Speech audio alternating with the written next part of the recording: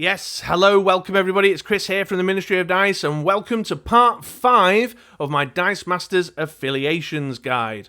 That's right, if you're new around these parts, just to give you the context, I've been working my way through my favourite affiliations, talking about building themey teams centred around them, particularly for things like single affiliation formats. So far, I've done the Spider Friends, I've done the Justice League, I've done the Avengers, and I've done the Teen Titans. And as you probably can guess from the image that was just up on the screen, in today's video, I'm going to focus on the Bat family. And I'm going to look at 4 things here when talking about the Bat family. I'm going to start with the card pool. I'm going to talk about how many cards there are available with this affiliation and over what sets, so you can get a sense of, is there enough to build good teams out of? Is there choice available to me? And if I was looking to collect Bat family cards, what sets would I be seeking on eBay or, picking up on the second-hand market? Then talking about teams themselves, I'm going to have a bit of a chat about win conditions. Can the Bat family win games? Has it got damage dealing capacity within its ranks? Has it got ramp? Can you get the purchasing power together to buy those lovely characters and get those dice out in the field? And then finally, control and utility. Can you get a grip of the game? Can you protect yourself? Can you interfere with your opponent's shenanigans and all that other good stuff? So there we are. That's my criteria. Let's now take a look at the Bat family in a little more detail. Right, okay, let's not delay then. Let's crack on and let's start by talking about the card pool. So the Bat family affiliation has got 84 cards in total in their ranks, at least according to the Dice Coalition team builder at time of recording, which is a pretty small number comparable to, the Avengers, the X-Men villains, monsters. So you might say, well, my choice is a bit more restricted with regards to the Bat family, and that is true to some degree, although I still firmly believe that there's an awful lot of range and options even within that smaller card pool. If you were looking to build up your collection of Bat family affiliated characters, you'd be looking at 3 sets as your focus. The first would be the World's Finest, the second would be Green Arrow and the Flash, and then, surprise, surprise, the third is the Batman set. You would also be looking to get your hands on some promos. There's been a number of organised play kit cards and promo cards over the years that have got the Bat family affiliation, and arguably some of those are perhaps must-haves or certainly really desirable if you want to make Bat family teams. So maybe while it could be easier to get your hands on some World's Finest, some Green Arrow and the Flash and some Batman on the secondary market, you might find it a little bit more difficult to lay your hands on the promo cards. But I love this set. I think it's got a lot of flavour. There's a real kind of synergy in the way that the teams work and a very kind of thematic vibe that will really switch you on. And if you want to start building Bat family characters, it's not too difficult to get your hands on the cards. It's a small collection to build. Okay, there's the card pool bit. Now let's take a look at the cards themselves, shall we? And we're going to get cracking on with the win conditions. So the Bat family absolutely has the capacity to win games. It's got loads of ways of dealing damage, mostly combat-focused strategies. And I'm going to start with this guy. It's Robin Reckoning. He was from the Batman animated series OP kits. There were 3 of them in total, and he was in one of those kits there. And he reads, while Batman is active, Robin is unblockable. When you have 4 or more active Bat family characters, Robin returns to the field zone when unblocked. And he's got a stat line of 031, 142, and 252. So I played with this one loads, particularly because, when you're building a theme team, you want to use these themey win conditions that don't really have a place in wider open constructed, but do have a place in your theme team. And this guy is all about the theme. He's the sidekick who gets a little, not stat buff, sorry, a game effect buff when he's there with his mentor, Batman. But also, if he's being backed up by more of the Bat family, he returns to the field zone when unblocked. He doesn't disappear into used. That's super powerful. That's one of the downfalls of unblockable characters is that they disappear into the used pile and you've got to really work on your churn to get them back through. Not with Robin Reckoning. And if you're playing a theme team and you can guarantee that all your characters are Bat family and going to be contributing towards that game effect, this is definitely one to try. He's not the only one though. We've got Dick Grayson, brand new Bat, 6 cost mask. When a Bat family character dies KO'd, Dick Grayson gets +2 attack and +2 defense. And deals combat damage to your opponent instead of blockers, even if blocked until the end of the turn. Now just pause for a minute and contemplate that. Even if he's blocked, he deals the damage, and there's a way of buffing him up. Now, you've got to pay a price for that. He's a 6 cost in the purchase cost. He's got 1, 2, 3 fielding costs across his 3 levels. So you've got to pay for it. But this guy has got an enormous amount of damage capacity that goes through whether blocked or not. If you can find a way in your themey team to KO your characters in the main step, your own characters in the main step, you could really buff this guy up to scary numbers and then walk him over the field, and whether they've got a weenie or not, whether they've got a big boy of their own or not, he is going to deal your opponent damage. That's really, really scary stuff. Now, I'll talk about ramp in a minute, but those fielding costs, that purchase cost, is a bit of a challenge for Bat family affiliated characters.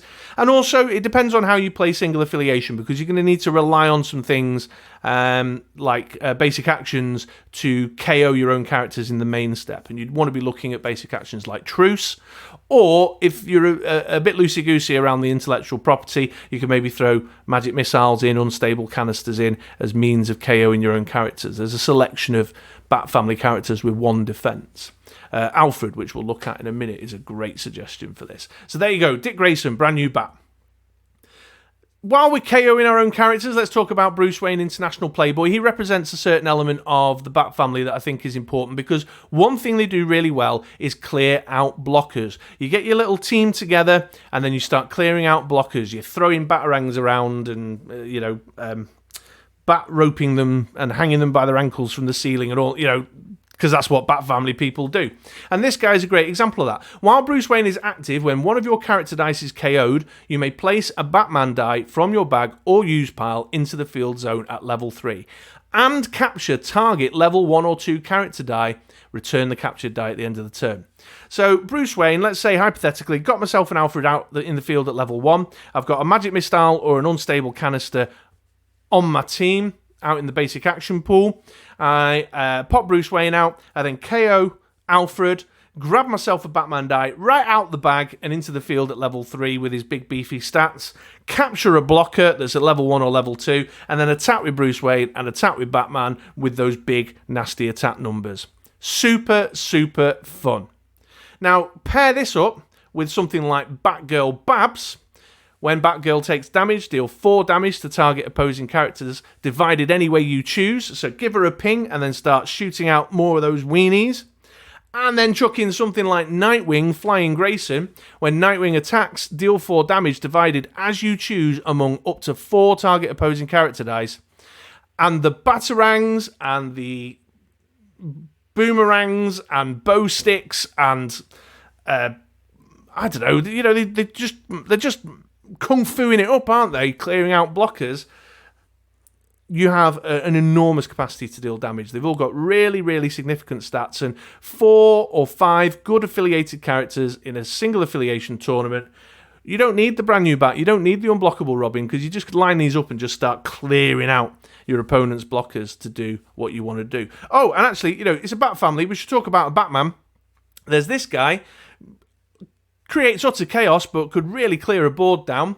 Batman always prepared. It depends which side you've got him on, but on one side, when he's fielded, he makes your opponent re-roll villain character dice. On the other side, when he's fielded, he makes your opponent re-roll non-villain character dice. So bang him out, cause a load of chaos, cause your opponent to re-roll some dice with an aim to get some of them rolled on energy face and out the field. Then get your Babs in the mix, your Bruce Wayne in the mix, your Nightwing in the mix to start clearing out whatever's left, and you're walking over big, punchy, statted characters to kill your opponent. I mean, how much fun is that? Can you not hear the passion in my voice? And I'm not a combat guy. I don't like doing combat, but I love the way it all kind of ties together. I love the way it acknowledges all the theme, that these are batarangs and bat ropes and batmobiles, and it's all kung fu and ninja skills, and you know what I mean? It just feels right. I love it. I love it. So there you go. Can the Bat family win games? Does it have win conditions? Yes, it does. And they're just a selection of my faves. There's more ways of winning with that affiliation. Okay, Let's have a talk a little bit about ramp next then. So we're going to need to buy all these characters, and they're not the cheapest. Certainly fielding costs are extremely painful. And this is possibly where the team, the weak link in the chain, this is where their weak spot is. Yeah, it can use something like Trusted Friend. It's a 2-cost basic action, and it says the first Bat Family or Super Friends character die you purchase this turn costs 1 less, which is handy, just that little bit of discount. It's a low-cost basic action, and it's nice to have on your team because unless your opponent's playing Bat Family and Super Friends themselves, it's only going to benefit you and not them. It's a dead basic action as far as they're concerned. So it's okay, but the discount of 1's not earth-shattering. You've also got someone like Commissioner Gordon, good cop here. He's an ally, but also he makes your non-villain character dice cost 2 less to field, so he's going to help you get past some of those really, really nasty fielding costs. Or if you want to go super theme and just have some fun, it's wildly inefficient, but I love it. You can go for something like the Batmobile promo card. Batmobile from Wayne Enterprises. You may purchase or field a die with Batman in its card name or subtitle for 2 less than normal. If it's on burst face, you can get Batman or Robin. So it only applies to your 2 kind of lead characters. But if you want to go all in on the theme, that could be a way of helping you ramp up to your characters. So you'd be looking outside the kind of borders of the affiliated cards, the themey cards. Maybe you're looking at things like Power Almighty, Investigations, Throne Bricks, yada, yada, yada, as alternative ways of ramping to get to those characters, because a lot of them are sort of 4, 5, 6 cost. So possibly the weak spot there, but still a little bit of something going on. And I think Commissioner Gordon, if there's one that is a must for a Bat Family team, is this guy here, because those fielding costs are painful. So there we go. There's a bit of chat about ramp on the Bat Family team. Let's now move on to talking a bit about control and utility. And I must admit, not all of these are necessarily strictly control. I've just kind of lumped them all in order to squeeze them into the video. I'm going to start with Alfred. I alluded to him before. This is the one that everybody should play with on a Bat Family team. In fact, he's got loads of uses outside of the theme. But Alfred Pennyworth, MI5, 2-cost shield. He's an ally. When KO'd, you may roll a sidekick or Batman die from your use pile. If you roll an energy result, return Alfred to the field zone at level 1. Either way, return the rolled die to the use pile. So you have got a permanent blocker, or more or less a permanent blocker. I mean, certainly people do roll character faces and end up KOing him. But if you roll a sidekick specifically, your chances are high that Alfred is coming back to the field at level 1. Also, if you can keep him around at level 1, that 1 defense is super handy for those types of combos I was talking about before, where you can use a magic missile or an unstable canister or a trusted friend, something like that, to KO him, roll him back in, but then give Dick Grayson a stat buff, or get your Bruce Wayne game effect kicked off and grab yourself a level 3 Batman, stuff like that. So super handy just in terms of control, because he gives your opponent difficult choices. They know that you're going to have this kind of immovable blocker that they can't get rid of, but also just super handy to combo up across your win condition combos. So there you go. We've also got Batgirl here. Commissioner's daughter, she's a 4-cost mask. While Batgirl is active, your opponent may not target your character dice with character abilities. So you may find yourself wanting this kind of level of control in the team. If you're not using Batgirl Babs, then this could be a way to go. She just kind of protects you from, when fielded removal type things, and keeps your characters alive, keeps them going in the field, and stuff like that. I've definitely found a use for her. There's also a version, I'm pretty sure, although I've not got the card image, that can stop your characters from being targeted by globals. So if your Bat Family team in your local meta is being plagued by force blocks and force attacks and stuff like that, or you're running Magic Missile and you don't want them to Magic Missile your characters, then you might want to look at the global one instead, but definitely a bit of control there. You've also got things like Batarang. Here's the 2-cost that deals 3 damage to a villain character, what I like to describe as the Shriek Killer. Or you've got the 3-cost, a little bit more kind of on theme, deal 1 damage to target character die for each of your Bat Family character dice in the field zone. Operating on the assumption, of course, that you're going to have lots of Bat Family characters in the field zone. It's got Boomerang as well, so there's a chance it will come back round next turn. So this is just a good way to kill larger defense characters once you've got your kind of 3, 4, 5 Bat Family folk in the field. We've also got things like Dark Avenger, 2-cost basic action. Deal 1 damage to target player or character die. If you have an active Bat family character, instead deal 2. So I like this one because if my opponent buys it up, they're getting less use out of it than me. But it's also an alternative win condition. You know, you can use it to remove character dice, but it also can target players. So I'll grab that. It'll do you 2 damage. If you buy it, it'll only do me 1 ever. So it's just a little bit better for me. So yeah, just handy stuff, really handy stuff. And of course, we can't talk about Control without taking a quick look at the full suite of Oracle cards from World's Finest. Oracle is a powerhouse when it comes to Control game text. I wrote an article about this recently about having to make difficult choices across the rarities because you've got generically useful game text across a number of characters from the same character persona, and Oracle's a great example of that. You've got Clock Tower Surveillance that makes your opponent pay 1 or more to purchase dice with a purchase cost of 2 or less. You've got Hacker that makes your opponent pay 1 or more to field a character die other than a sidekick. Internet Interference, where your opponent's got to pay 1 to use an action die. Or you've got Master Investigator, where your opponent must pay 1 to use a global ability. Now, I think, broadly speaking, Master Investigator is the one that has been used the more heavily, that has seen more table time out of all of these oracles. But in a single affiliation event, you might be less concerned about globals and more concerned about low-cost aggro characters, so you'd want Clock Tower Surveillance. Or you might be looking to just really tax your opponent and get Hacker out there. Just incidentally, she's really useful for stuff like Ultraman and the Beholder that activates basic actions if you want to use Internet Interference.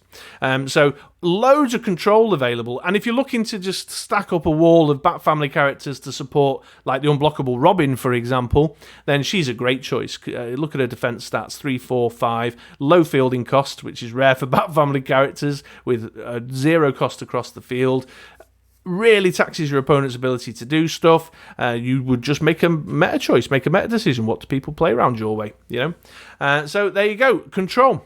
So in conclusion, you know, ultimately, there are much more Bat family characters there. I've not talked about utility belts. I've not talked about Thomas Wayne.